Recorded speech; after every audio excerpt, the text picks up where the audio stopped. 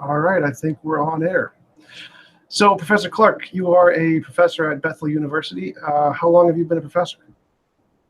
I've been teaching, I started teaching at Bethel in 1988. I've done some other things in the meantime, but I've been teaching at Bethel either full-time or part-time since 1988. And you told me your special interest is in philosophy, specifically epistemology? Yeah, philosophy of religion is what I studied. I do think that epistemology is important, and I appreciate that. So philosophy of religion generally. Mm-hmm. Awesome. That is, my special interest is also philosophy, so we have a lot in common there. So let's jump right in. As an atheist, I don't believe there are any arguments or evidence that indicate the existence of God, and I imagine that you do. So would you mind telling me one or a few that you find that are compelling, and then I'd like to tell you my position on those, and then to hear your response to my position. Sure. Well, I do think that the classical arguments for God's existence provide some probabilistic evidence that point to the existence of a creator who is not the same as the physical universe. And so that would include both the moral argument, the argument which says that something like an all-knowing God who has purposes for our lives would be important in order for us to make sense out of morality as we all experience it. I also think that there's something to the argument around classically called the cosmological argument, which says that there is a reason why the universe exists, and the universe is not self-explaining. And so something that's unlike the universe, something that's personal and spiritual, would be required to make sense out of the fact that the universe obviously exists. Then I also think there's some weight to classically the teleological design argument, and that makes a certain amount of sense, and that it points to, again, an existence of, in this case, a being that has intelligence, because planning is required in order for telos, teleology, to work, in order for an end to be achieved. So I put some weight in all of those arguments, and I'd also think that there's a cumulative effect. When you have several arguments that point to the same conclusion, they can reinforce each other as well. And maybe different arguments have different purposes. Different aspects or areas of evidence that you would be looking at would point to different features of the being who is the cause of the universe. So. Great. So that would be the moral, the cosmological, and the teleological? Sure. All right. So from my perspective, if you said there was if we had a box and we didn't know what was in the box, and you said there was a rabbit in the box, and your evidence for this was that the box weighed 2 pounds, say, then I would come back and say, well, that 2 pounds could be explained by a whole bunch of different things, which means that wouldn't necessarily be evidence of a rabbit. Would you agree? Yeah. So you're making an analogy here, and it's a pretty simple analogy to say that if you have some evidence, or you're looking at some result, some phenomenon in the universe, and you're trying to find an explanation for that, you would have multiple candidates for trying to explain that phenomenon. So that seems to be the point of the analogy, right? Yes. So if all the arguments, the moral, the cosmological, and the teleological, can work equally as well for, say, theism, but also for pantheism or deism or polytheism or transtheism, etc., then all those arguments would kind of be like saying this box weighs 2 pounds, not necessarily evidence of a God. Well, I wouldn't actually go down that path or agree totally with that. I wouldn't say that all of these work equally well for all those other views. That would be my contention. My position is that they would. That's what I would be arguing for. Okay. Well, then I think the strategy there would be to say, all right, if you think that they work equally well for every single one of those, then we would have to look at them one at a time, sort of take it apart, tease it apart, and look at each one. So on your analogy, that would be like saying, here's a box. I don't know what's inside. It weighs 2 pounds. So therefore, I think it's a rabbit. And the response would be, well, no, it's It's not a rabbit, or it may not be a rabbit. It might be a stone, lizard. a small stone. It could be 100 other things. But at the same time, there would be some things that we could eliminate. For example, we know enough about feathers to say it wouldn't be a feather. Or it could be a collection of feathers, or maybe a feather that's been coated in something.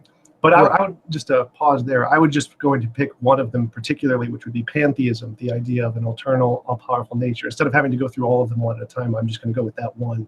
Okay. To support my viewpoint. But so the logic there makes sense, that you would agree that if all of the arguments can work equally as well, that would mean they are not evidence of theism. Well, no, I think there are other problems with pantheism. So, no, I just mean just in general, the box analogy works. If the arguments did in fact work for pantheism as well as they do for theism, then these arguments would therefore not be evidence of theism. Just the logic of the argument is that.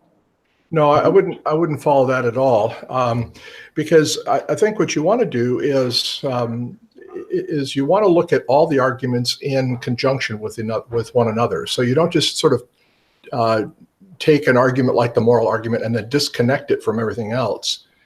It's like, I'd say a better analogy for what we're trying to do here is that we're trying to give a justification or a rationale, or give some kind of warrant for believing a large-scale theory or a large-scale hypothesis. It's a complex thing.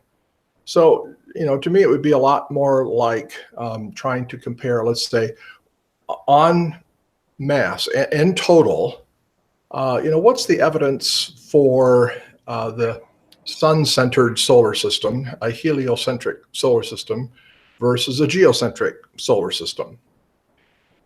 And, you would say that as you look at all the evidence, your goal here is to find out which of these two hypotheses does the best job of accounting for all or the widest ranges of evidence.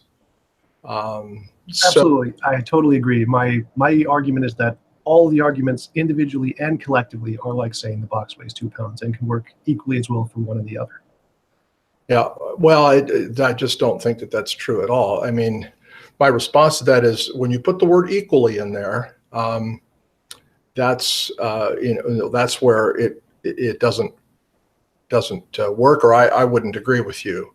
No, absolutely. I'm sure you wouldn't, but just the logic of the argument. If that was the case, that the arguments did work equally, that would then show they don't indicate theism. That would, if I can show that they work equally, that would then invalidate the fact that they indicate theism. Would you agree to that?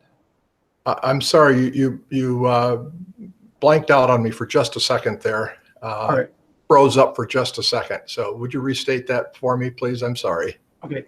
If I can show that all of the arguments, at least the ones you've presented so far, that can work equally as well for pantheism as they do for theism collectively, that would indicate that those arguments do not indicate theism. Does the logic behind that argument make sense? Yeah, it does. Now, again, the problem is the word equally there. So it could well be. Let's suppose I use the analogy of heliocentric and geocentric solar systems. And what we want to do, and scientists will debate some of these kinds of questions. Now, we're not debating heliocentric solar system at this point in history, obviously, but there are debates of other sorts, of course, that are going on between scientists.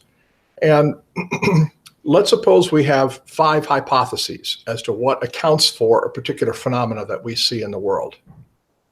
And let's suppose that one argument eliminates 2 of those hypotheses.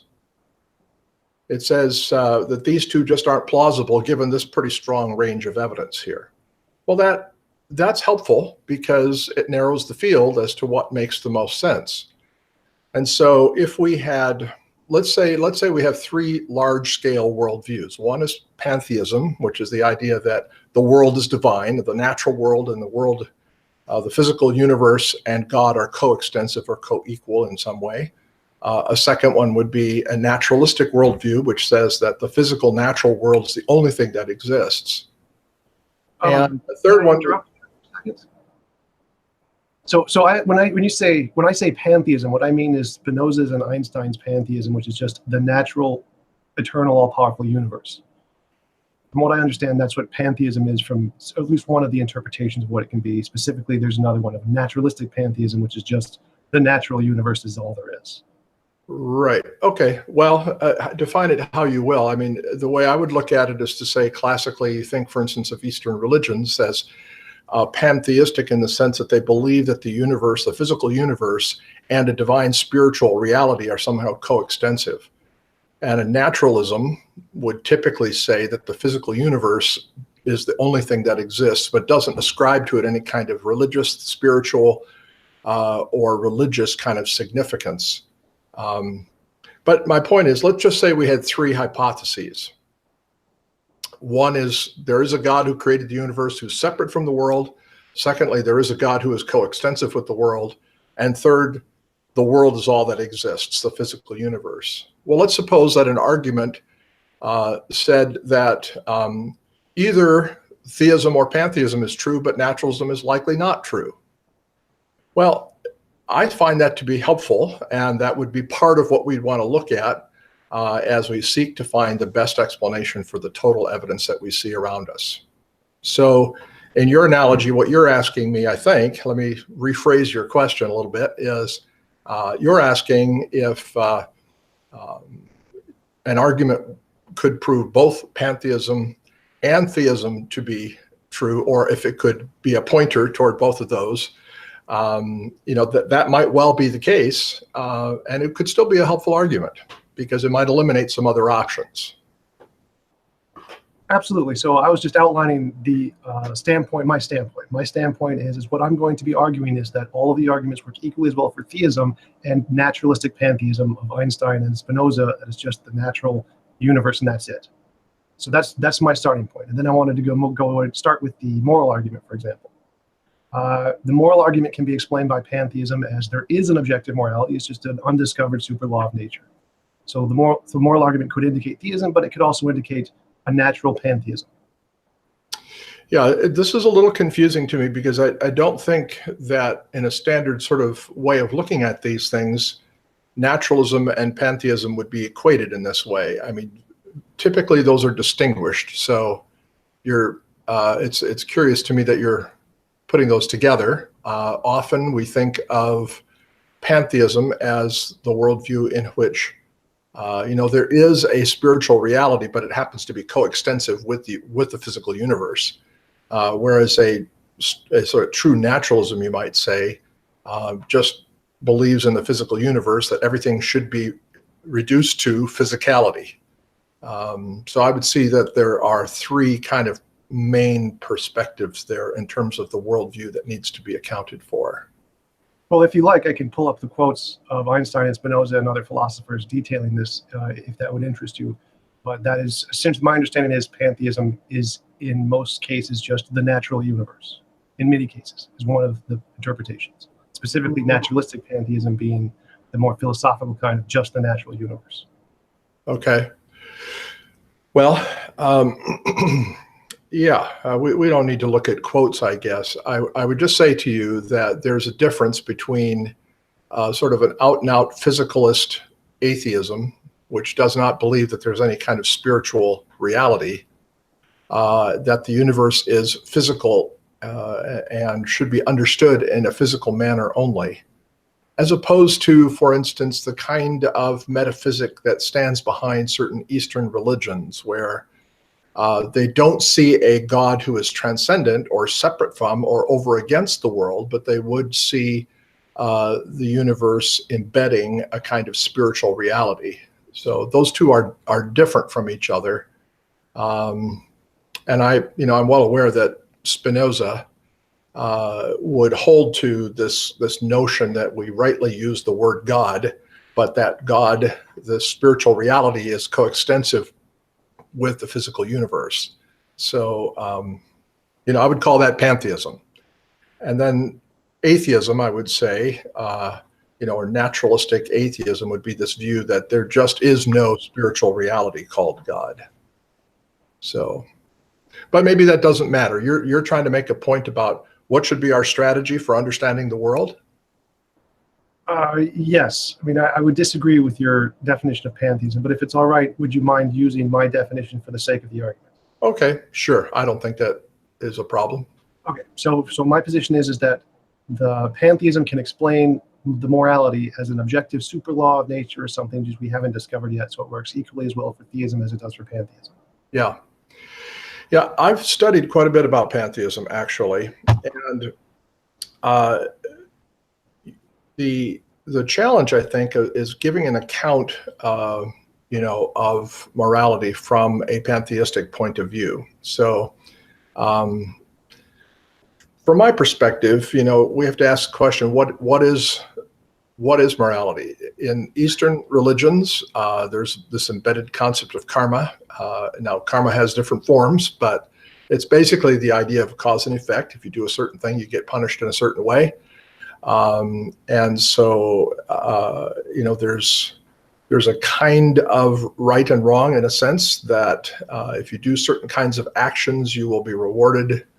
Certain kinds of actions will be basically punished. So, for instance, the law of karma might lead to reincarnation. And if you are a good person, that is to say, if you do certain kinds of actions, then pleasant results will accrue. You'll get to be reborn in a better state. If your actions are of a certain kind that are not good, then you'll be punished. And so you'll come back in reincarnation. You'll be reincarnated as a lower form of life. So there's this kind of principle of cause and effect. I would not see that as the same as, morality with a sense of oughtness in it. What it's saying is that if you act in a certain way, there will be certain natural consequences that are built into the fabric of the universe. And so that's the super law of karma. But that's not saying that you ought to do this. It's just saying if you do, then that's the result, which to me is quite different than morality. So I don't know if that's helpful to you. I mean, you're claiming that morality can be equally explained by pantheism and theism. And yes, I've studied this quite a bit, and I find it very implausible. See, ultimately,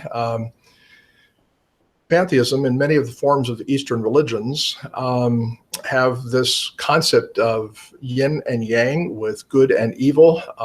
You look at some of the Hindu gods, for example, which are morally ambiguous. They're both good and evil. And there's this concept that good and evil both need to be included in the ultimate reality. And that, I think, is fundamentally different than a belief in God, which says that God is good, God is not evil, therefore good is the primary thing, and evil is sort of a negation or a parasite or destruction or corruption of something that's good. And so that's really a very different conceptuality. So I guess I'm just challenging you in regard to this claim that both pantheism and theism equally explain morality. I mean, I would say I don't really think that's true.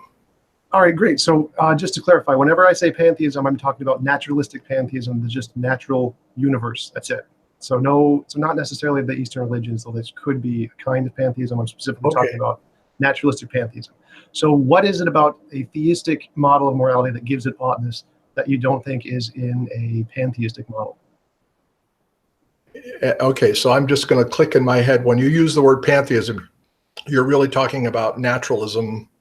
Yes. Or a naturalistic pantheism. Okay. So that's a little bit of an unusual strategy, but I'm just going to talk that way so that we can communicate with each other effectively here.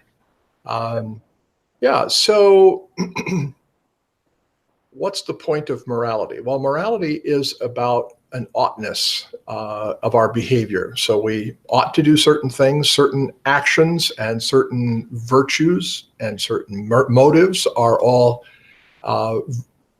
considered to be positive, praiseworthy, desirable.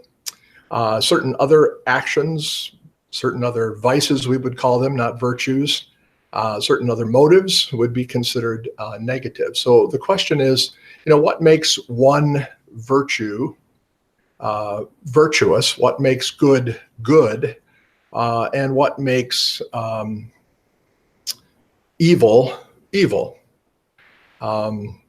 And so I would say ultimately there's got to be some kind of a telos or some kind of a goal that good actions are pointing to. So when you think, for example, what makes telling the truth a virtue, and what makes it a good thing? And within the theistic worldview, I would say that first of all, it reflects the character of God, because God is a promise-keeping God. And then secondly, promise-keeping allows us to experience a goal or a telos or an end of human flourishing that we were designed to experience. And so for me, ethics and virtue are all about those actions, those character traits, and those motives which allow us to experience the human flourishing that God created us. So it really taps into the idea of purpose, that taps into the idea that there is a rationale, a purpose, and a goal for human existence.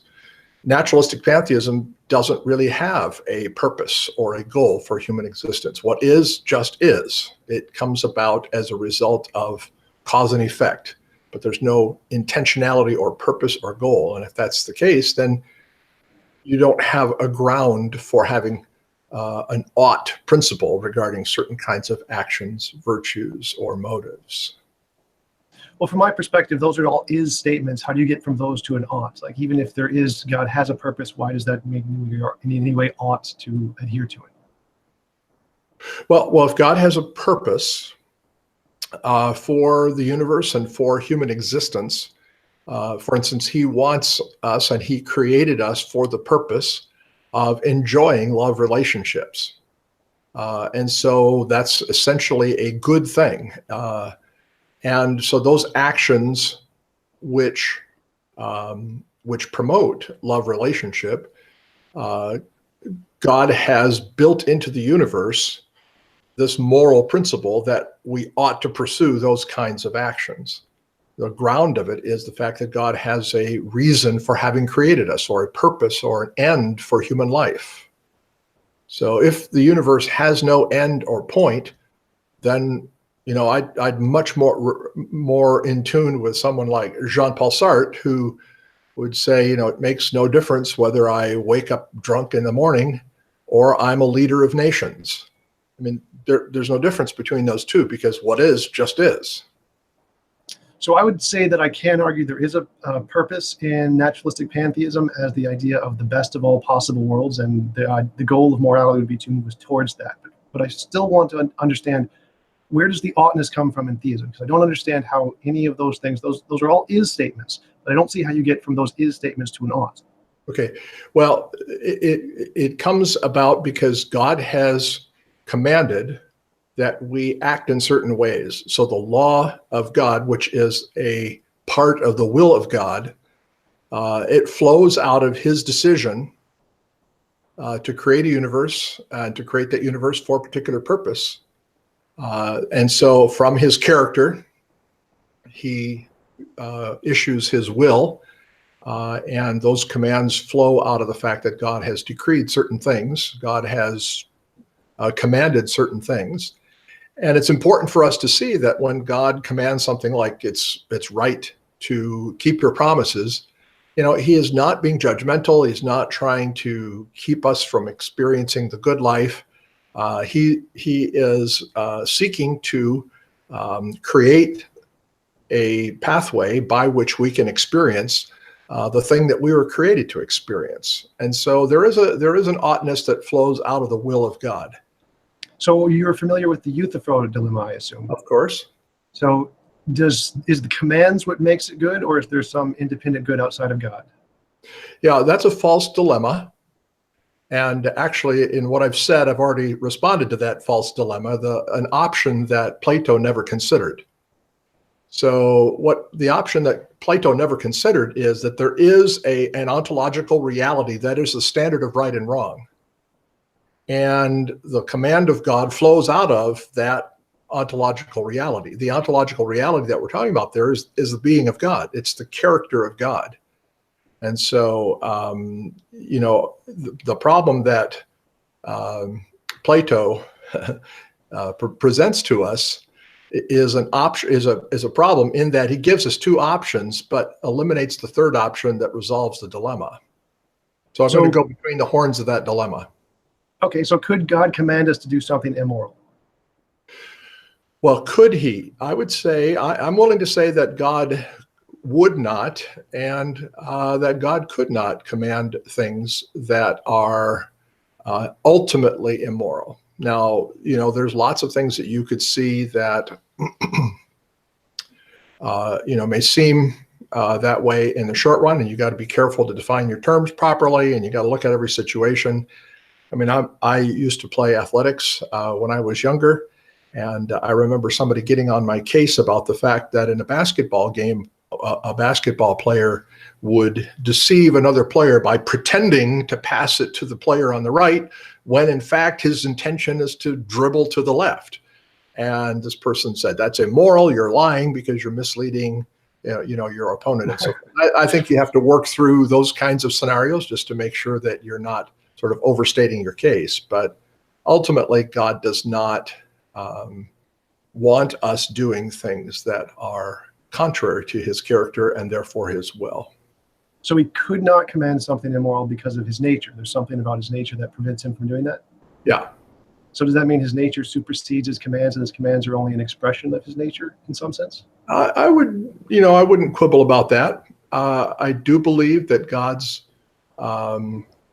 will for the world and his moral commands, the ought that comes with his command, is something that flows out of his nature, so that his nature is in a way more fundamental than the commands. Yeah, I wouldn't quibble about that.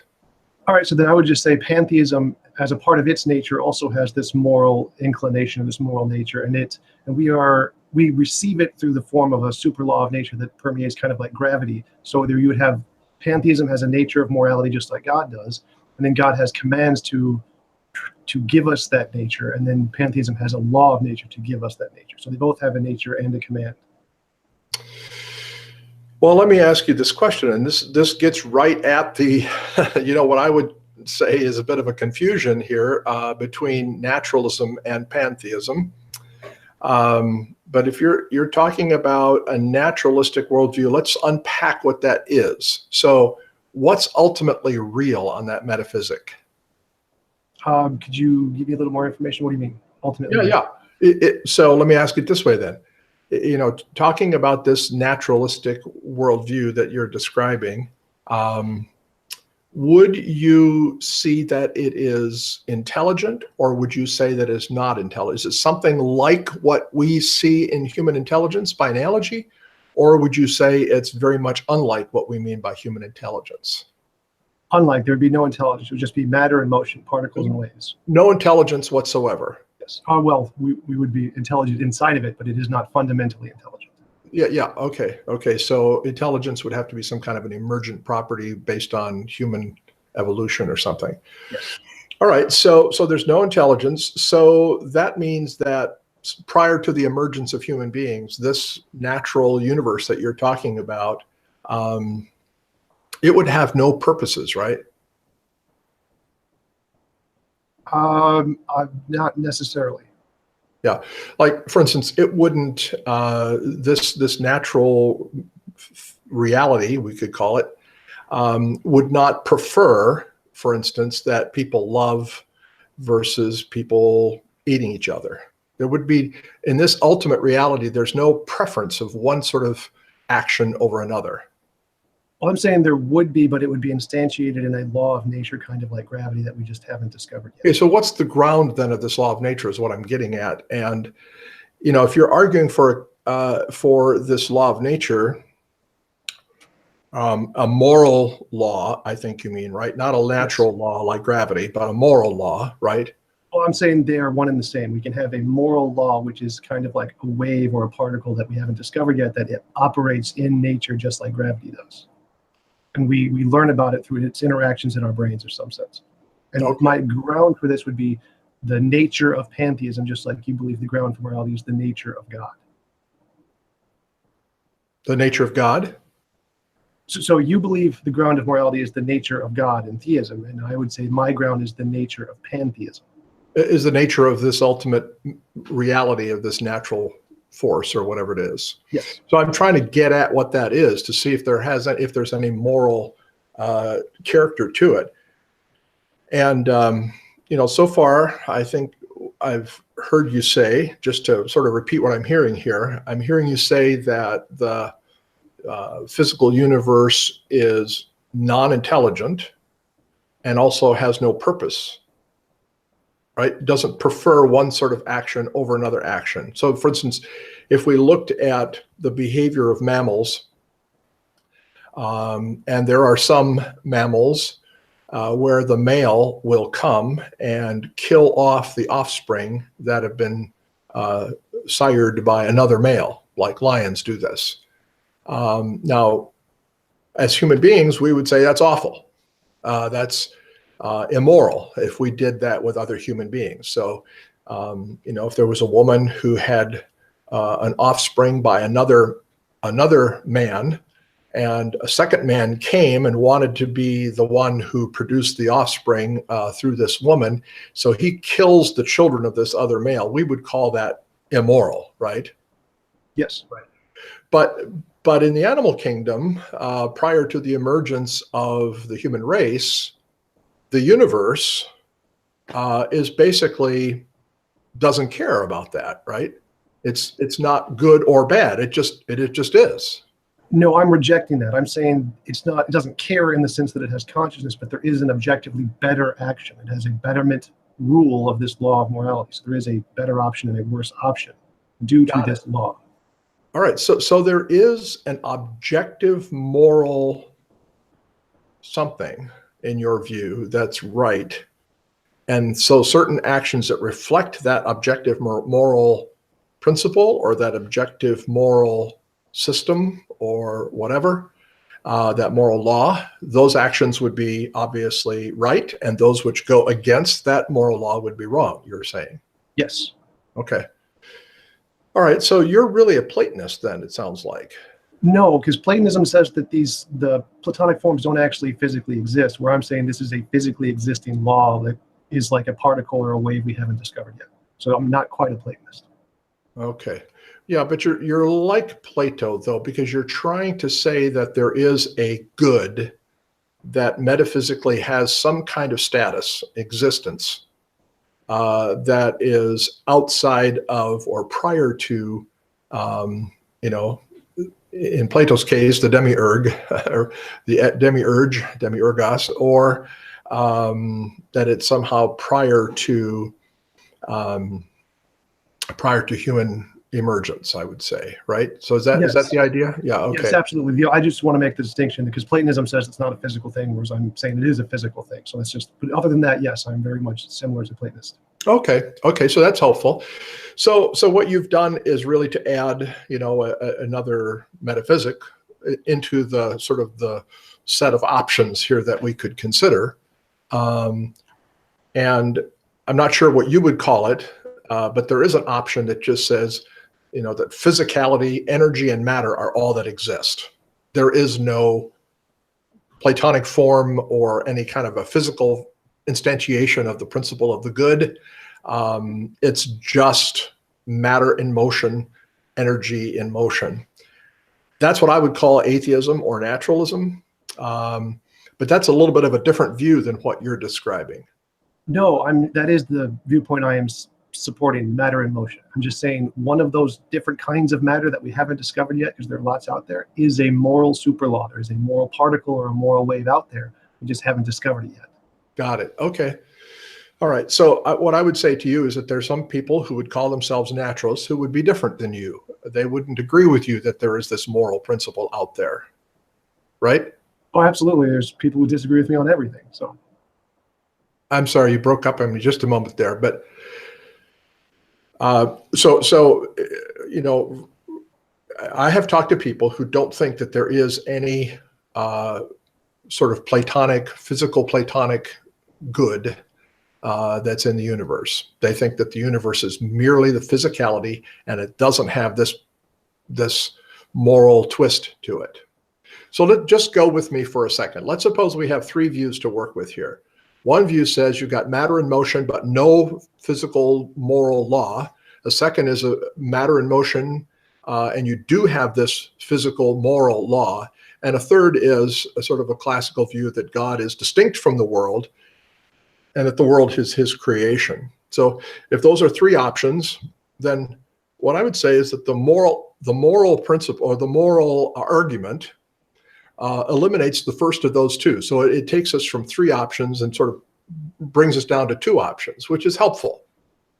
It's moving us forward. And, I think what it would say is that this option that some people hold to, and you apparently don't, so that's good for you, I think. But this view that there is simply matter in motion and there is no moral principle built into that matter in motion, that option is argued against based on the moral argument. Well, so that's how I would assess where we're at. No, I'm arguing that morality is a particle in motion. It is a particle or a wave. So I'm still holding to the naturalistic viewpoint, just particles and waves, and that's it. I'm just saying morality is one of those particles and waves. It's just one we haven't discovered yet. Sure. Well, I love your creativity, and it's good. I would just say to you that there are many atheists who wouldn't agree with you on that. Oh, absolutely. I totally realize that. This is a hypothetical. I'm saying that I can, in a naturalist worldview, explain objective morality just like theism can. Now, I don't actually believe in this. I'm just saying anybody can make up a basis of objective morality and claim it's just tied in intrinsically to the nature of their metaphysics. Yeah, that's the point I'm arguing. Yeah, so I think you could argue. So in that way, you're sort of arguing like Plato would be, that there's this source of good that is prior to God. And I don't disagree with you on that. I think that is a possibility. Okay, fantastic. Then I would like to move on to the cosmological argument, I believe was your next one. Or did you want to say something else? Well, no, I think that's fine. However you'd like to structure the conversation is fine. I'm just saying that as we look at epistemology, what we want to do is to ask the question, here's a coherent worldview that makes sense out of the world as we experience it. And how does our understanding of the world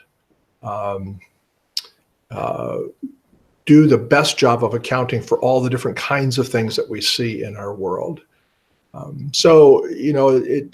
Nothing hinges on any one argument. What we're really looking for is a cumulative case here that does the best job on the whole of accounting for all the kinds of things that we see in our universe. Absolutely, and I'm arguing that the cumulative case works equally as well for pantheism, and but we can only talk about one argument at a time because. Okay. So the cosmological argument: that which begins to exist has a cause. The universe began to exist. The universe has a cause. This cause could be theism, but I see no reason to think it couldn't be pantheism as well. Just a more fundamental, eternal something that's natural things that we just haven't discovered yet. Why would it eliminate that as an option? Yeah. So, this is a challenge, and I enjoyed talking with you here, and I'm doing my best to stay on track based on sort of some idiosyncratic uses of the term. So let's go back again and define what you mean by this. So I'm looking at the cosmological argument as an argument which says essentially that the physical universe is not self-generating. And I think there's good reason to think that the universe or something like the universe couldn't be self-generating. So you're arguing that there's another kind of a worldview that could be self-generating or something? I'm saying that it is eternal. I'm saying the naturalist pantheism can be eternal or outside of space-time in the same way that you believe God to be. But I want to just get a little more detail. When you refer to the cosmological argument, you're referring to like Craig's Kalam, I assume. So it's something like, all space and time began to exist, therefore whatever created has to be outside of space and time or something like that? Well, the cosmological argument is actually a class of arguments. So it's not one argument. It's a type of argument that refers to, and what these arguments have in common, so those members of the class have in common, is this idea that a physical universe isn't self-explaining. So the physical universe would not account for itself. So, what are the features of the physical universe that render it non-plausible as a self-generating or self-sustaining or a self-sufficient metaphysical reality? One thing that people have pointed to is the idea that the universe has began at a particular point in time. That's not the only way to do a cosmological argument, but that's certainly one way to do it. But fundamentally, what I would say is that physical systems, the universe would be a physical system, that physical systems decay. The physical system that we know in our universe is winding down. It's like a clock that's been wound up and it's winding down. That winding down process is finite. So therefore, the universe can't be infinite in terms of its time. And so something must exist that is the source or the cause or the ground of the universe, something that's not like the physical universe. Now, some people say, well, why couldn't you just have another universe that's the cause of this universe? And the challenge with that is, I think, that it leads to an infinite regress, which is part of the cosmological argument, that if the supposed ground or source or cause of this universe is another universe just like this one, then it just raises the question again, how did that universe come to be? And then, you're off on an infinite regress. So that means I would say that the universe's cause or ground has to be something fundamentally unlike what we call the physical universe. And it could be a variety of things, but, God would be one of those things that could be perceived as the source of our universe, because God is stated to be not a physical system that will wind down over time like the physical system that we're part of. Okay, so my response to that would be, why can't we just say there is some undiscovered natural law that can be eternal that doesn't wind down? Because the winding down, I believe, would be the second law of thermodynamics, only applies to closed systems. So if there isn't a closed system or some part of nature which isn't a closed system, then it doesn't face that problem at all. So we can say that there are natural things that don't need to wind down. And I also wanted to say that, as far as I know, the Big Bang does not indicate the beginning of all space and all time. It only indicates the beginning of our known kind of space and our known kind of time, as represented in the equations of general and special relativity. So there could be other kinds of space and time that prior to the Big Bang. So why can't we have a undiscovered natural thing that doesn't wind down, that is not a closed system, and without just go? Yeah, well, this is a kind of, isn't it possible, that kind of argument. And I agree that you could almost always say, well, isn't it possible that there's this undiscovered something out there that we don't know anything about that's actually the answer to our problem? And I would say that's always theoretically possible. And also, I'm not terribly impressed with, the epistemic weight of positing things that we know nothing about, that have not been discovered, that leave no traces of evidence, that are just, isn't it possible that something like that is out there? And of course, if you say, isn't it possible, you have to answer, it's always possible logically. But to me, that doesn't say that that's the most plausible of the alternatives. It always seems like a sort of desperate last grasp at the straw to argue for that kind of a, isn't it possible, that sort of an argument. So I totally agree. Well, actually, what I'm doing is I'm taking the theist arguments and just reflecting them back. So I'm doing exactly what I believe theists are doing, and say, well, what if it's possible if there's a God? And I'm just saying, well, what if it's possible if there's a universe? I don't see any difference between these two. They just seem to okay, you froze up on me for just a second there, but I think maybe I got your point. I guess I would just challenge that's the same. I think that they're quite different, because there are other lines of evidence that, when we put them together, begin to create a picture of what this being would be like.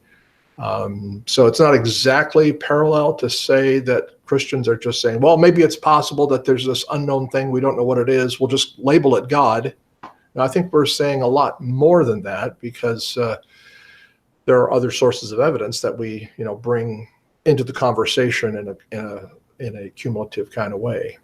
Absolutely. So far we've gone through the moral and the cosmological, and I think I've shown that it could be explained by both pantheism and theism, both of those arguments. What argument would you say would not indicate pantheism as well as theism? Okay, so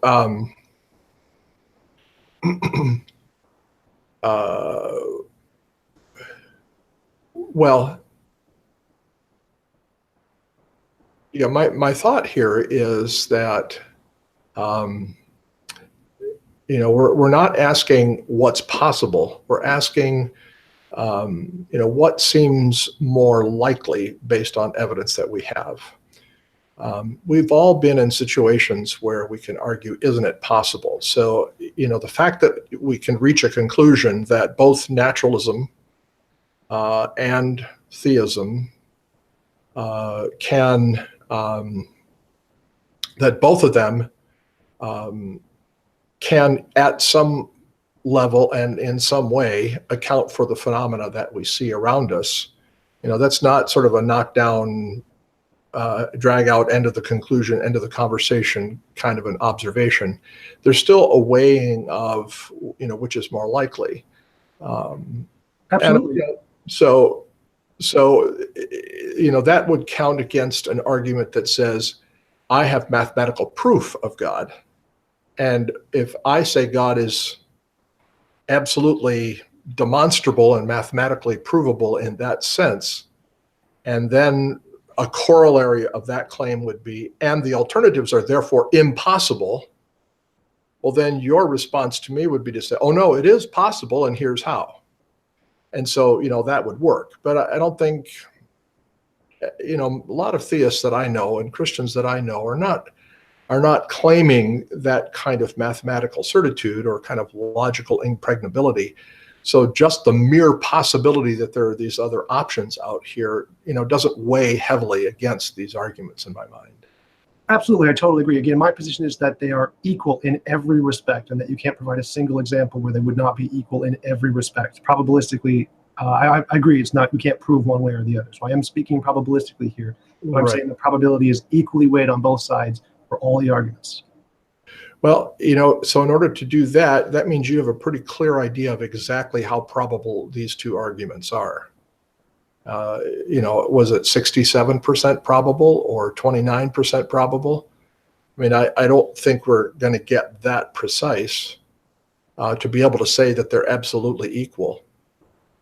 So that's my perspective on this. I mean, to me, it seems, that lots of things are possible, but to be able to prove that they're all equally probable would require quite a lot on your part, I think. Well, actually, I'm just asking you to provide me one thing that tips it one way or the other. Just give me an argument or something that can't be explained or is explained better by theism. Because if you can't do that, and I can explain every single argument you provide for theism that to also indicate pantheism, that seems to support my position.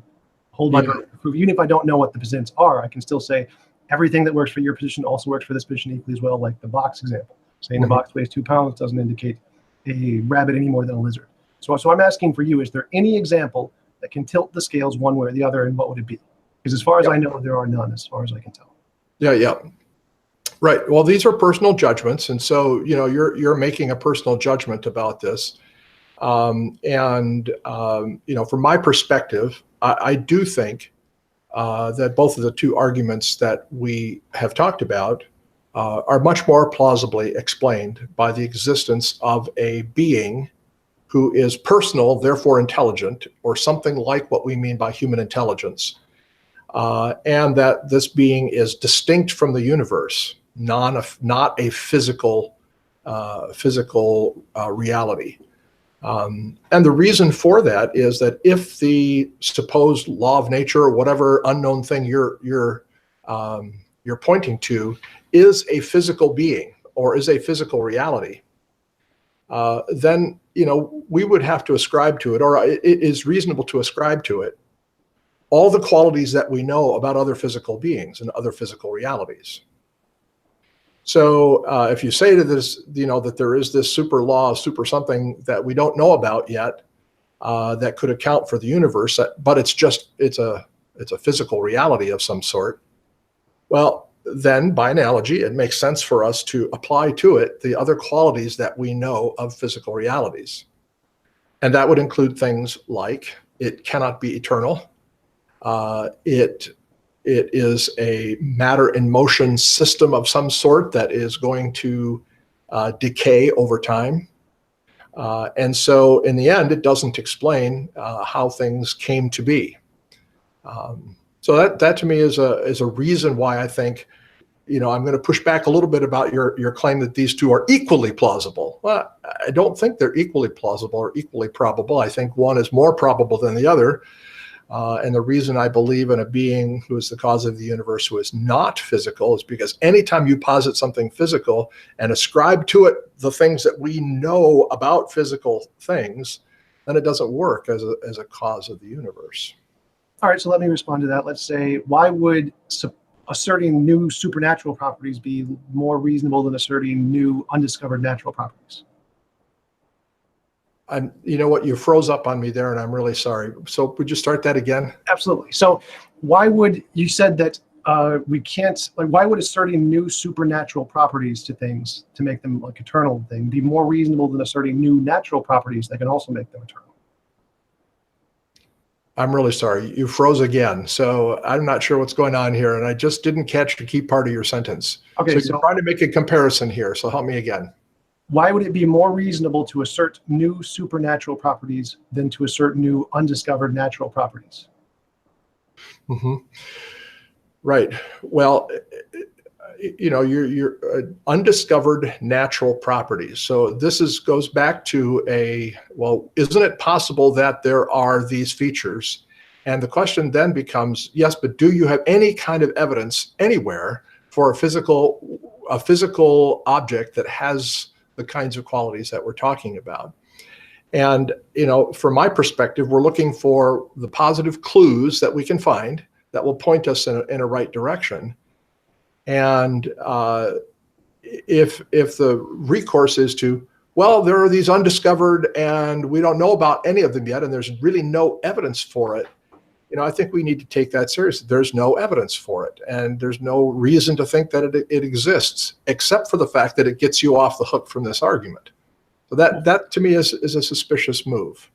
I agree, but I think it's the same move that you're making in regards to the supernatural. It seems to me like you're appealing to this thing we have no evidence for and saying, well, there's this new kind of thing that we can assert. But I can say the same thing about naturalism and just say we have this undiscovered new natural thing that we can also assert. Okay, I see what you're saying. And I don't quite agree with that. So I think where I would go with that would be to say we do have some evidence. We have evidence that this physical universe exists. That's evidence. And we have evidence that, maybe we go with Kant and we just believe that the principle of causality is sort of baked into our brains. Or we can go with the idea that as we look at scientifically at the world around us, and even children do this in a non-scientific but sort of natural way, we do believe that there's cause and effect. And so it's fair to ask, what's the cause of the phenomena we see around us? I mean, we do this all the time, right? We drive down the street and we see a big hole in the fence on the side of the road, and tire tracks leading up to that hole in the fence. And we say to us, I wonder what caused that. Was that, an accident? Was the person hurt? What happened? How did it happen? Was it slippery? Was the person drunk? We rightly ask these causal kinds of questions. So when we ask those kinds of causal questions, I think we're pointing to evidence. And when we say that there's a universe, we're pointing to evidence. And we're saying that evidence suggests a source of a certain kind. And so we ask ourselves, what could that be? Could it be another physical reality? Well, if it is, then the evidence that we have points to us saying a physical reality wouldn't have the right features to make this happen. So it has to be some sort of non-physical being. And that lines up with, what we believe as Christians that God has said about himself as he speaks to us, for instance, through the Bible and through Jesus Christ. So I'm just going to push back a little bit and say that, these are exactly parallel, because I think in my case, I am pointing to evidence. Is it conclusive? No, but it's not just hypothesizing. It's looking at the world and asking us, what are the pointers pointing to? What sort of thing are those pointers pointing to? Well, it seems to me like you're ruling out undiscovered natural things and just saying we can only appeal to natural things that fit exactly the kinds of natural things we know about. And I don't really. That's a fair question. Right. So I think what I would say at this point is it's always possible that in the future we will discover things that we know absolutely nothing about at this point. That's always a fair thing. And science moves forward and human knowledge moves forward by discovering things that we never even knew existed in the past. So absolutely, I agree with the possibility. So all these arguments have to deal with based on what we know now, but the evidence that we have before us at this time. And I would never rule out the possibility of gathering more evidence in the future. But what I'm just pointing out is that the kind of response you're suggesting feels to me, and this is a personal judgment, it just feels to me like you're grasping at something that is sheer possibility, not possibility that's maybe pointed to by some of the facts or evidence that we see in the world around us. Absolutely. That's how I feel about your appeal to the supernatural. I'm trying to understand what the difference would be in this case. So why would it be more reasonable to assert the supernatural than to assert an undiscovered natural thing that can do the same thing? What's the difference between those two? Okay, so that's a fair question. So this kind of goes back to the cosmological argument of why would you posit something supernatural? It's because anytime we look at a physical natural object and we say this is a physical natural object like our physical universe, then it makes sense for us to say, if that's what we're going to call it, then we should ascribe to it the kinds of qualities that we observe in the physical world around us. And when we do that, then that object does not perform the function of causing a universe like we ask it to. And so it has to be something unlike the physical universe that we're looking at, because the physical universe won't do it. We know that. So it's got to be something different than that. So again, I don't see any difference here. It seems like we don't have any evidence of this new undiscovered natural thing, but we also have no evidence of this supernatural thing. The supernatural thing.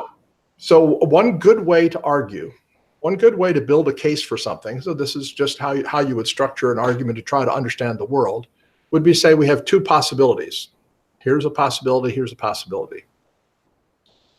Now, of course, what goes wrong in that is if there's a third possibility that you overlook. But let's just assume that you've clearly indicated that there are two possibilities. And the way to do that is to say that these two possibilities are A and not A.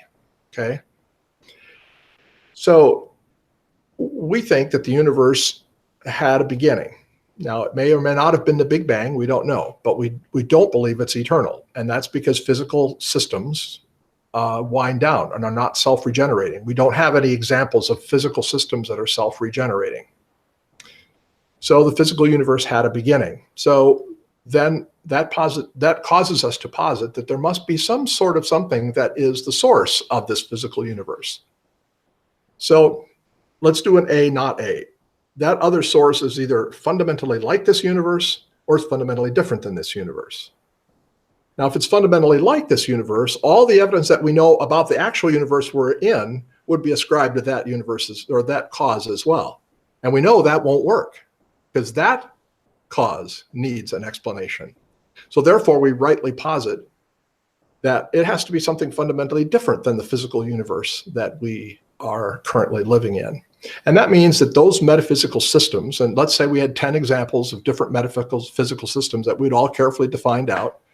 And let's suppose that 5 of them, posit that there is this fundamental reality that's not like the physical universe we live in. And the other 5 posit that whatever is out there as the original source is very much like the physical universe. Well, this argument would eliminate that second group of 5, and it would leave open the option for the first group of 5. And that's how we would argue for or reason toward a particular conclusion. So to me, it's not totally equal between those two, as you've suggested. To me, it's definitely tilts toward the view that the source of the universe is fundamentally unlike the physical universe that we live in, because everything we know about this physical universe would tell us that it wouldn't do the job of creating another universe. Well, I would disagree with that. I think that there is no evidence to think the universe couldn't be eternal, but that is a separate issue. So just go back. So let's think of an analogy. let's say we have a jar of marbles and we're taking marbles out of the jar and they're all green marbles. And we look into the jar and we see that there's this a green sheet of paint and the marbles are coming through the green sheet of paint and we can't see anything behind the green sheet of paint. The marbles could still be green behind the green sheet of paint, right? We can't just assume they're not green. You can't just make up a red color and say, oh, they're red before they hit the green sheet. We have no idea what's before the green sheet. We just see them coming through it, right? Okay. So the same thing applies to the universe. All of the natural stuff we know of may not be eternal. I'll just grant that for the sake of argument. But that doesn't mean you can say all possible natural things that ever exist throughout all eternity that we don't know about are also not eternal. That just seems to be an unsupported assumption. And we have zero evidence of the supernatural as far as I can tell. And so we have zero evidence of an unknown natural thing that's eternal and zero evidence of a supernatural thing that's eternal. And it seems like you're just using induction to say, well, all the natural things we know of aren't eternal, therefore we can apply this same property to all the natural things throughout all time and space, no matter what. And I don't think that's... So my argument there is that we can apply those qualities rightly to the other natural objects. The out from that is, but isn't it possible that there is some eternal physical something that's out there that we know nothing of that doesn't have these properties? And I've already acknowledged that that's possible, but again, I think that that's an implausible way to argue because there's no positive evidence for it. But on the side of belief in God, I think there is this sense of a positive evidence for, and it depends on some people are going to have a too narrow view of evidence, and so they may not appreciate all that. But from my perspective, as the Bible says, that God has put eternity in our hearts, and we have this experience of having a sense of dependence on a creator. It is by far a majority experience in the human race that there is a creator. And that kind of direct experience of God, in my mind, would count as a legitimate form of evidence. Now, it's not by itself conclusive, but fundamentally, we have to allow for and even affirm and account for, the fact that when we see certain objects, our eyes are appropriately seeing those things, and the beliefs that form in our mind have been accurately formed because our eyes have seen them. And so this kind of direct experience of the world, to me, is a kind of evidence. So I would say, for instance, that I think, my mother exists, and the reason I believe she exists is because I've experienced her. I've had a direct encounter with her. Now, you haven't, and so, I wouldn't expect you to take that necessarily as evidence. So you don't know my mom. She lives actually in Florida. But I do, and I've experienced her, and that kind of direct encounter with this other person, counts as a legitimate form of evidence. It's not a logical, absolute 1 + 1 makes 2 mathematical deduction kind of evidence, but then there are very few things, in our world that provide that level of evidence. So, just to push back a little bit on this idea that there's absolutely no evidence for God. I mean, I think, many, many people in the world would say, no, I do have an experience that directly puts me in touch with God. And I think that lines up well with the idea that there is morality in our world, and that morality flows out of the purposes that this God has for our human experience. Sometimes I fail to live up to those purposes, but those purposes exist because God wants them to, and has chosen them, and has purposed them, and has created me in order to experience them. So all of that kind of lines up. And so I would push back against the idea that, there's absolutely no evidence at all. I think there actually is some, not absolutely conclusive, but there is some evidence there that points toward the existence of a being who wants us to flourish, and wants us to love each other, and wants us to keep our promises, and wants us to experience human flourishing. Okay, so I wanted to ask you, you're familiar with the problem of induction, yes? Mm-hmm. So Just if we have lots of examples of white geese, you can't then conclude all geese are white. That would be unreasonable. You can only conclude we only have reason to believe in white geese, but there could always be more other colors of geese, right? I'm sorry, you broke up just a little bit there. So if we have lots of examples of white geese, we can't conclude all geese are white. Right. Not with mathematical conclusiveness, yeah. So which means we can't also conclude that all natural things must necessarily be contingent for the same reason. There could always be more there. That's true. And so if we had examples, probabilistic argument, yep. So if we had examples of lots of supernatural things, and they were all also contingent and diffused out in time, would it also be reasonable to conclude that God must also be contingent because he's supernatural and these things are supernatural? And they all fizzle out. Well, I don't know about that. I'd have to think about that last inference there. I don't think that follows. Let's look at that a little bit more in detail there. What's your point? That I guess I didn't quite catch your point. I'm sorry. Okay, so if we have lots of examples of supernatural things, if we actually found some supernatural things and they were all contingent or non-eternal things, could we therefore conclude all supernatural things are non-eternal, therefore God is non-eternal? I see. I would push against that by saying that part and parcel, a very important part of the belief in God, is that you're not going to find other examples of a supernatural being like God. That God is necessarily, there's only one of them. So you're not going to find others, and you're not going to be able to say, well, here are 7 infinite eternal gods, and what I know about the one must also ascribe to the other. By definition, you can only have one infinite being, I would say. So can't I say the same thing about an unknown natural property, that there's only one eternal unknown natural property, and looking at the other eternal or the non-eternal natural properties that won't tell us anything about that? So we have the same argument works both ways, doesn't it? Well, no, I think that when you look at the results of the actions of a personal being, we do naturally make inferences about the character or the qualities of that being based on the actions that they perform. So I'm not sure if this is helpful, but we're not at a total loss for what something is like, because we look at the kind of results they leave behind, the kind of results of the actions that they perform. So if we have no inductive evidence of a supernatural thing, but we have lots of inductive evidence of a natural thing, but we have no inductive evidence of an unknown natural thing, it seems equally plausible to assert an unknown eternal natural thing as it is to assert a supernatural eternal thing. I don't see any difference here. And it seems like you're just applying the natural.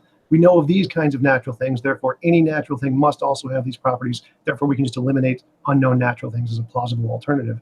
But it seems we have equally as little evidence for a supernatural thing just based off this argument. It feels to me like maybe we're going in a circle on this argument here, because I think you've asked that once before. So the way I would see it is to say that when we're asking the question about what is the cause of the universe, which is kind of the point of the cosmological argument, you're back to an A or not A. Is it the kind of thing that is physical? And if that is the case, then the evidence suggests that it will not be eternal and so self-sustaining, because we know that physical beings are not that way. So that argument gets us to the conclusion that it's a non-physical something. Now, it's not the God and Father of our Lord Jesus Christ and the biblical triune God or anything like that, but it is telling us, I think, that the universe, the source of the universe, the ground and cause of the universe, is more like a spiritual being that does not have the kinds of limitations that every physical being we know about has. Yeah, that's a really interesting argument. I'm trying to understand it a little bit more, because from the perspective like Occam's razor, it seems more reasonable to just assert that there is an eternal natural thing and add this new eternal property to known natural things than it is to assert this entirely new class of things that also has the property of eternal on it. It seems simpler just to say, well, there could just be eternal natural things. And it Yeah. seems like it's like a composition division fallacy of saying all the natural things we know about are not eternal, therefore nothing natural could ever be eternal, or probabilistically isn't eternal. Yeah, well, and I think that's a good point. I'm making a reference to Occam. Occam would say that all other things being equal, the simpler is to be preferred to the more complex. But I wouldn't concede that all other things are equal here. So, I mean, if you argued that there was some sort of a being that is non-physical and doesn't have the kind of limitations that every physical object in the universe that we know about possesses, it doesn't have those qualities, but is something non-physical, then I think that's about as far as that argument can carry us. All right, then I'd like to respond with a different way. There is nothing in nature that shows natural things can't be eternal. Everything we know of is like the law of conservation of energy. All energy we know of is in fact eternal. We don't have any reason to think it's not. How would you respond to that argument?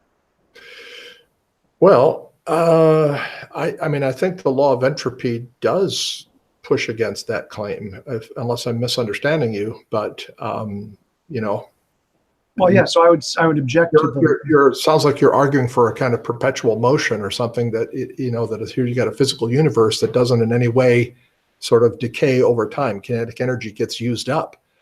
And unless you have an external source of new energy added to the system, it is going to get used up. That's what we know about physical systems. My understanding of physics is it doesn't actually get used up at all. It just gets dispersed. It's still there. It's always still eternally there. It never goes away. The energy doesn't go anywhere. But my understanding is that the usable energy that can be tapped to accomplish work, the kinetic energy is used up. That's my point. So, right, I'm not saying that we're destroying energy, but by dispersing it, that means that we don't any longer have the ability to tap into it or to harness it to accomplish work. And so, therefore, a physical system always tends towards decay. That's why the universe can't be self-explaining. And therefore, you need to posit something that is unlike that in order to account for the physical universe that we see. So then I would object to that by saying the second law of thermodynamics only applies to closed systems, and therefore, if the universe isn't a closed system, it can be eternally sustaining. Well, if the universe is not a closed system, then what you're saying is you're positing something outside the universe, right? Just a more eternal substance being there. It's not necessary. It still be a part of the universe. Well, if you're saying that the universe is not a closed system, then there's something outside that is not part of the universe that is, as it were, adding energy to the universe, something like that, a Platonic form or something. Oh, it's like the known universe versus the cosmos. So in the known universe would be not a closed system. So everything we know about there could be more stuff like virtual particles have no problem of coming into and out of existence without any usable energy. They just do it automatically due to quantum. Right. Yeah. I'm not limiting this just to that which has been, photographed by the Hubble telescope. I'm just saying everything that's part of physicality, the whole of the natural universe. If you're positing that this is not a closed system, then that suggests that there's something more than this physical universe. And that's really what I'd be arguing for. I'm saying, yeah, there is this spiritual being who is distinct from the physical universe and outside the physical universe. And therefore, the physical universe is not a closed system. To my mind, as a naturalist or what'd you call it, a naturalistic pantheist in your language, if you argue that the universe is open and that there's something outside the universe and that is able to affect or impact the universe, well, then I think that, you've made a step toward a theistic perspective, which would be fine with me.